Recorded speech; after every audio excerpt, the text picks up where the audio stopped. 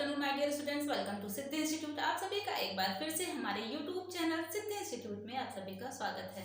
जैसा कि आप देख रहे हैं, आज आपके सामने फिर कुछ क्वेश्चंस हैं।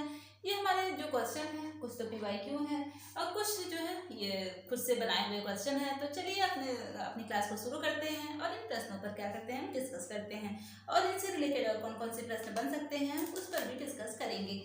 तो आज का जो हमारा पहला क्वेश्चन है वो क्या है, तो सर्वोदय योजना को प्रारंभ किसने किया था।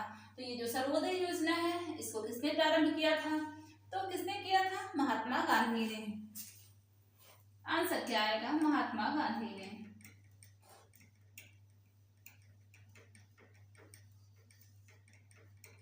महात्मा गांधी जी ने इस योजना का प्रारंभ किसने किया था, तो महात्मा गांधी जी ने प्रारंभ किया था। अब जो हमारा नेक्स्ट क्वेश्चन है दूसरा, वो कौन सा है, तो विश्व रक्तदान दिवस कब मनाया जाता है। तो ये जो विश्व रक्तदान दिवस है ये कब मनाया जाता है, तो आंसर क्या आएगा, ये 14 जून को। 14 जून को हम क्या मनाते हैं, तो विश्व रक्तदान दिवस मनाते हैं। अब थोड़ा सा हम देखें, अगर रक्त से रिलेटेड यानी ब्लड से रिलेटेड क्वेश्चन कौन कौन सा और बनता है, तो रक्त क्या है, तो रक्त एक तरल संयोजी ऊतक है। इसका पीएच मान क्या है, तो इसका पीएच मान जो है 7.4 है। ये कैसी प्रकृति का है, तो ये जो है हल्की क्षारीय प्रकृति का है। ये कैसा है, तो इसका स्वभाव जो है ये हल्का क्षारीय है। यहाँ से क्वेश्चन एक ये भी पूछा जाता है कि रक्त कणिकाएं कितने प्रकार की होती हैं। तो रक्त कणिकाएं कितने प्रकार की होती हैं, तो 3 प्रकार की होती हैं। कौन कौन सी, RBC, WBC तथा प्लेटलेट्स। कौन कौन सी, RBC, WBC तथा प्लेटलेट्स होता है। एक ये भी क्वेश्चन पूछा जाता है कि रक्त का अध्ययन क्या कहलाता है। तो रक्त का अध्ययन क्या कहलाता है, तो सेरोलॉजी या इसको हेमेटोलॉजी भी कहते हैं। इसका अध्ययन क्या कहलाता है, सेरोलॉजी, और इसे क्या कहते हैं, हेमेटोलॉजी भी कहते हैं। तो रक्त का अध्ययन क्या है, क्या कहलाता है, सेरोलॉजी। अब जो हमारा नेक्स्ट क्वेश्चन है हम उसको देखते हैं। विटामिन B12 का रासायनिक नाम है। तो विटामिन B12 का रासायनिक नाम क्या है, तो पहले तो हम देखते हैं इसका रासायनिक नाम क्या है। तो इसका रासायनिक नाम साइनोकोबाल्मिन है।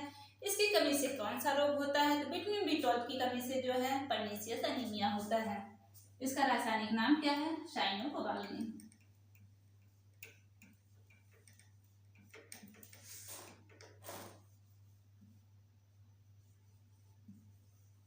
साइनोकोबाल्मिन।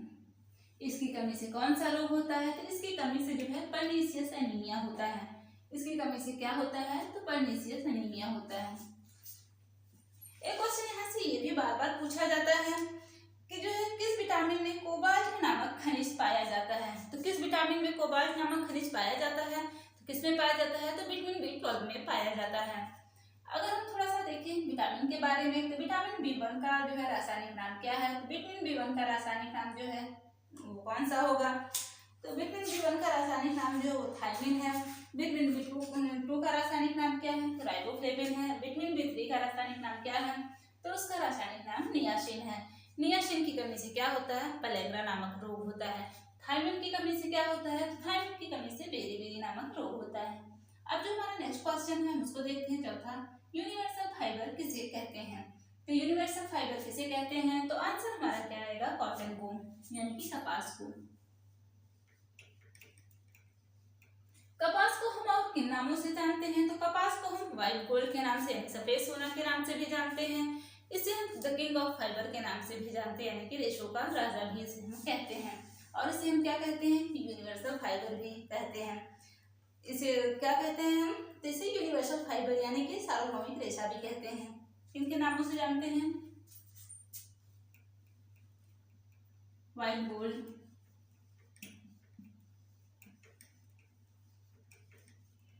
यानी कि सफेद सोना, द किंग ऑफ फाइबर,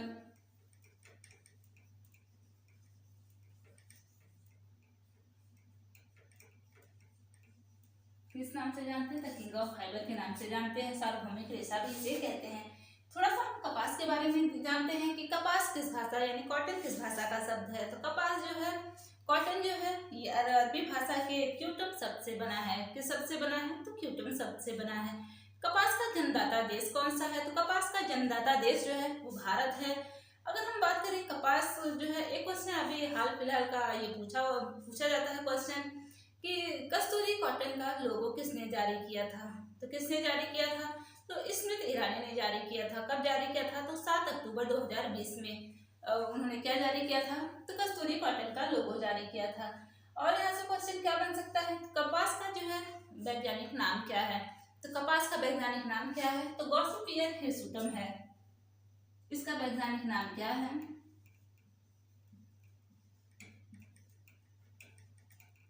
वैज्ञानिक नाम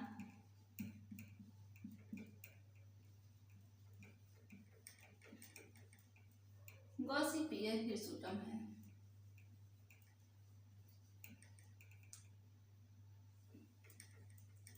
कपास की प्राप्ति हमें कहाँ से होती है? तो कपास जो है ये हमें प्राकृतिक जगत से प्राप्त होता है। प्राकृतिक जगत में भी ये हमें कहाँ से प्राप्त होता है? तो वानस्पतिक जगत से प्राप्त होता है। वानस्पतिक जगत में भी ये हमें कहाँ से प्राप्त होता है? तो बीज से प्राप्त होता है। बीज से हमें 2 रेशे प्राप्त होते हैं। पहला कौन सा है? तो पहला कपास है। दूसरा कौन सा है? तो काकोक है। कपास कैसा फाइबर है? तो कपास जो है ये स्टेपल फाइबर के अंतर्गत आता है। और स्टेपल फाइबर का मेजरमेंट हम किस में करते हैं? तो इंच और सेंटीमीटर में करते हैं। प्राकृतिक जगत से प्राप्त होने वाले जितने भी रेशे होते हैं वो सभी के सभी क्या होते हैं? स्टेपल फाइबर होते हैं। केवल मात्र एक ऐसा रेशा है, सिल्क है, जो कि क्या है? फिलामेंट है। बाकी जितने भी रेशे हमें प्राकृतिक जगत से प्राप्त होते हैं वो सभी के सभी क्या होते हैं? तो सभी के सभी स्टेपल फाइबर के अंतर्गत आते हैं। कॉटन का जन्मदाता देश कौन सा है? भारत क्या है? तो भारत जो है कपास का जन्मदाता देश है। एक क्वेश्चन ये भी बनता है कि भारत में सर्वप्रथम सूती वस्त्र के कारखाने की स्थापना हुई थी। तो भारत में सर्वप्रथम सूती वस्त्र के कारखाने की स्थापना कहाँ हुई थी? तो 1818 ईस्वी में कहाँ हुई थी? तो कोलकाता में हुई थी। 1818 ईस्वी में कोलकाता में हुई थी। एक क्वेश्चन ये भी बनता है कि कपास कपास जब जलता है तो उसकी लौ कैसी होती है, उसकी राख कैसी होती है? तो कपास पीली लौ के साथ जलता है और उसकी जो राख होती है वो कैसी होती है? तो भूरी होती है। ये कुछ क्वेश्चन थे जो बार बार पूछे जाते हैं। और कस्तूरी कॉटन का लोगो किसने जारी किया? स्मृति ईरानी ने जारी किया था। कब किया था? 7 अक्टूबर 2020 को। अब जो हमारा नेक्स्ट क्वेश्चन है हम उसको देखते हैं। राष्ट्रीय प्रौढ़ शिक्षा कार्यक्रम किस वर्ष प्रारंभ हुआ? तो राष्ट्रीय प्रौढ़ शिक्षा कार्यक्रम किस वर्ष प्रारंभ हुआ? तो आंसर हमारा क्या आएगा? 1978 में। कब प्रारंभ हुआ? 1978 में। और इसका उद्देश्य क्या था? तो ये राष्ट्रीय प्रौढ़ शिक्षा का उद्देश्य क्या था? तो इसका जो उद्देश्य था ये निरक्षरता को मिटाना था, यानी कि निरक्षरता को मिटाना था। अब जो हमारा नेक्स्ट क्वेश्चन है उसको देखते हैं। जब वस्त्र तंतु की कताई से पूर्व अवस्था में ही रंगा जाता है तो तब उसे कहते हैं, तब उसे क्या कहते हैं? तो आंसर क्या रहेगा? स्टॉक रंगाई। अब थोड़ा सा हम इसको अगर हम देख रहे हैं रंगाई के बारे में तो स्टॉक रंगाई। तो रंगाई की विधियां कौन कौन सी हैं? तो रंगाई की अगर हम विधियां देखें तो रंगाई की विधियों के अंतर्गत आता है स्टॉक रंगाई, टॉप रंगाई, सूत रंगाई, क्रॉस रंगाई, डॉप रंगाई तथा वस्त्र रंगाई। कौन कौन सी है? स्टॉक रंगाई। स्टॉक है, टॉप है, सूत है, क्रॉस है, डॉप है तथा वस्त्र है। ये क्या है? ये सभी की सभी रंगाई की विधियां हैं। तो हमारा क्वेश्चन ये पूछा हुआ क्वेश्चन है आपका पीजीटी का कि जब वस्त्र तंतु की कताई से पूर्व की अवस्था में ही रंगा जाता है तब उसे क्या कहते हैं? तो उसे स्टॉक रंगाई कहते हैं। और अगर वही पूछा जाए कि जो बटे हुए वस्त्र उनमें जो की जाती है तो उसे क्या कहते हैं? तो उसे टॉप रंगाई कहते हैं। क्रॉस रंगाई की बात करें तो इसमें क्या होता है?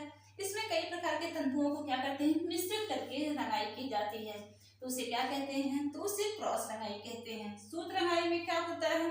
तो सूत रंगाई में जो है तंतु को जब काट कर सूत बनाने के बाद उसकी रंगाई की जाती है। जब तंतुओं को काट कर सूत बनाने के बाद जो रंगाई की जाती है उसे क्या कहते हैं? तो उसे सूत रंगाई कहते हैं। अगर वहीं हम जो है वस्त्र रंगाई की बात करें तो इस प्रकार की रंगाई में क्या होता है? अधिकांशतः वस्त्रों को बुने जाने के पश्चात रंगा जाता है। वस्त्र रंगाई में क्या होता है? इसमें जो है अधिकांशतः वस्त्रों को बुने जाने के पश्चात जब कलर किया जाता है यानी कि रंगा जाता है तो क्या कहलाता है? वस्त्र रंगाई कहलाता है। यहाँ से क्वेश्चन जो बन सकते थे, अच्छा यहाँ से क्वेश्चन ये भी एक बार पूछा जा सकता है कि रंगाई की कितनी विधि, रंगाई के प्रकार कौन कौन से हैं? तो रंगाई के कितने प्रकार हैं? तो रंगाई के कितने प्रकार हैं? 3 प्रकार हैं। कौन कौन से हैं? रंगाई जो है 3 प्रकार से की जाती है। पहला तो रेशों की रंगाई, दूसरा धागे की रंगाई, तीसरा क्या है? वस्त्रों की रंगाई। यानी कि रंगाई 3 प्रकार से की जाती है। कौन कौन सी? रेशों की रंगाई, धागे की रंगाई तथा वस्त्रों की रंगाई। ये 3 प्रकार से रंगाई की जाती है। और विधियों की बात करें तो ये स्टॉक रंगाई क्या है, ये विधियों में आता है, ये रंगाई की विधियां हैं।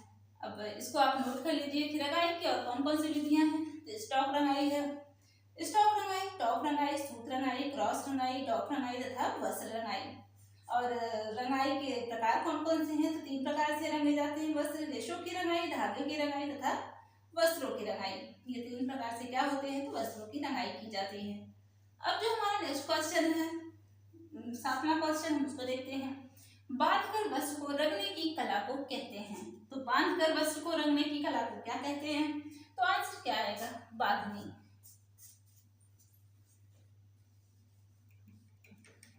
बांधकर वस्त्र को रंगने की कला को क्या कहते हैं, तो बांधनी कहते हैं। यहाँ से क्वेश्चन बार बार ये भी पूछा जाता है कि बांधनी को जो है हम तमिलनाडु में इसको हम किस नाम से जानते हैं, भारत में इसे हम क्या कहते हैं, जापान में इसे हम क्या कहते हैं, ये भी क्वेश्चन आपका बार बार पूछा जाता है। बांधनी को हम जापान में किस नाम से जानते हैं, इसको हम किस नाम से जानते हैं, तो बांधनी को जापान में शिबोरी के नाम से जानते हैं।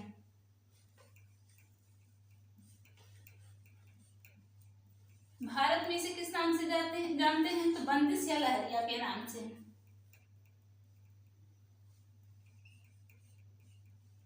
भारत में किस नाम से जानते हैं, बंदिश या लहरिया।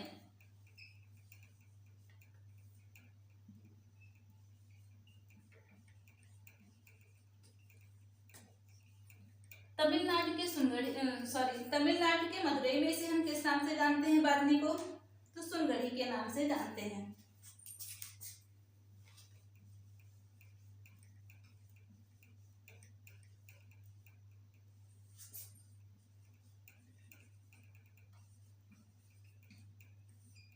किस नाम से जानते हैं, तो सुनगढ़ी के नाम से जानते हैं।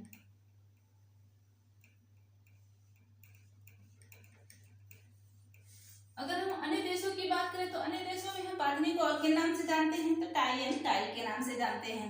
इस अन्य देशों में हम किस नाम से जानते हैं, तो टाई एंड डाई के नाम से जानते हैं। यहाँ जब रंगों की बात हो रही है, रंगाई की बात हो रही है, तो थोड़ा सा हम देखते हैं रंगों के प्रकार, यानी कि रंगों की प्राप्ति हमें कैसे होती है, कितने प्रकार से होती है। तो रंगों की प्राप्ति हमें कितने प्रकार से होती है, तो 2 प्रकार से होती है। कैसे कैसे हमें मिलता है रंग, ये तो पहला जो है प्राकृतिक रंग यानी कि नेचुरल डाई है। दूसरा कौन सा है, कृत्रिम रंग यानी कि सिंथेटिक डाई, जिसे हम संश्लेषित रंग या संश्लेषणात्मक रंग भी कहते हैं।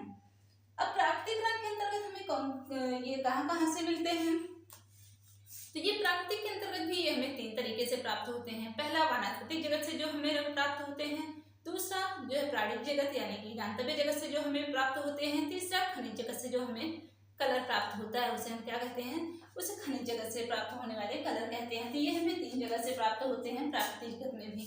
अगर वही हम संश्लेषित की बात करें यानी कि कृत्रिम रंग की बात करें, तो कृत्रिम रंग में कौन कौन से आते हैं, तो कृत्रिम रंग के अंतर्गत आता है प्रत्यक्ष रंग, अम्लीय रंग, क्षारीय रंग, वाट रंग, सल्फर रंग तथा मॉर्डेंट रंग, और लास्ट क्या है, नेप्थॉल रंग।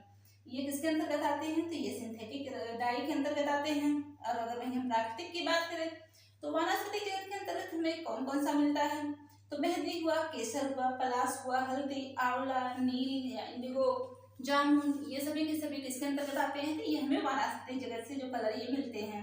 प्राणिज की बात करें तो जिन रंगों को पशु जगत से प्राप्त किया जाता है उन्हें क्या कहते हैं, तो उन्हें प्राणिज रंग कहते हैं। जैसे कॉकनियल कीट से जो हम कीटों को मारकर जो हम कलर प्राप्त करते हैं वो किसके अंतर्गत आते हैं, तो प्राणिज जगत से जो कलर हमको मिलते हैं। खनिज की बात करें तो लौह गुण जो हमें, यह रंग कैसा होता है, यह रंग प्रकृति के खनिज पदार्थों से प्राप्त होने के कारण इसे हम क्या कहते हैं, तो इसे हम खनिज रंग कहते हैं। यानी कि जैसे लोहे से जो हमें कलर प्राप्त होता है, अगर लोहे को हम पानी और सिरके में कुछ दिनों के लिए अगर हम कुछ देर तक भिगो दें तो उसमें से जो कलर हमें प्राप्त होता है, ये कैसा कलर है, तो ये खनिज के अंतर्गत आता है। और कृत्रिम के अंतर्गत सिंथेटिक डाई के अंतर्गत कौन कौन सा आता है, आपने देख लिया। कृत्रिम यानी सिंथेटिक डाई के अंतर्गत प्रत्यक्ष रंग, अम्लीय रंग, क्षारीय रंग, वाट रंग, सल्फर रंग, मॉर्डेंट रंग, नेप्थॉल रंग। ये किसके अंतर्गत आता है, कि ये सिंथेटिक डाई के अंतर्गत आता है। एक क्वेश्चन ये भी पूछा जाता है संश्लिष्ट जो ये रंग है इसकी खोज कब हुई थी, तो इसकी खोज कब हुई थी, तो 1856 में हुई थी। और इस संश्लिष्ट रंग की खोज किसने की थी, तो विलियम हेनरी पार्किन ने की थी। ये क्वेश्चन आपका टीजीटी और पीजीटी दोनों में पूछा हुआ क्वेश्चन है कि संश्लिष्ट रंगों की खोज किसने की थी। तो किसने की थी? विलियम हेनरी पार्किन ने। और इसकी खोज किस सन में हुई थी? तो 1856 में। ये कुछ आपके सामने कुछ क्वेश्चन थे, ये सभी इंपॉर्टेंट क्वेश्चन हैं। इनसे रिलेटेड और कौन कौन से क्वेश्चन बन सकते थे हमने इसको भी देखा। अब हम मिलते हैं अपने नेक्स्ट वीडियो में कुछ नए क्वेश्चंस के साथ। Thank you.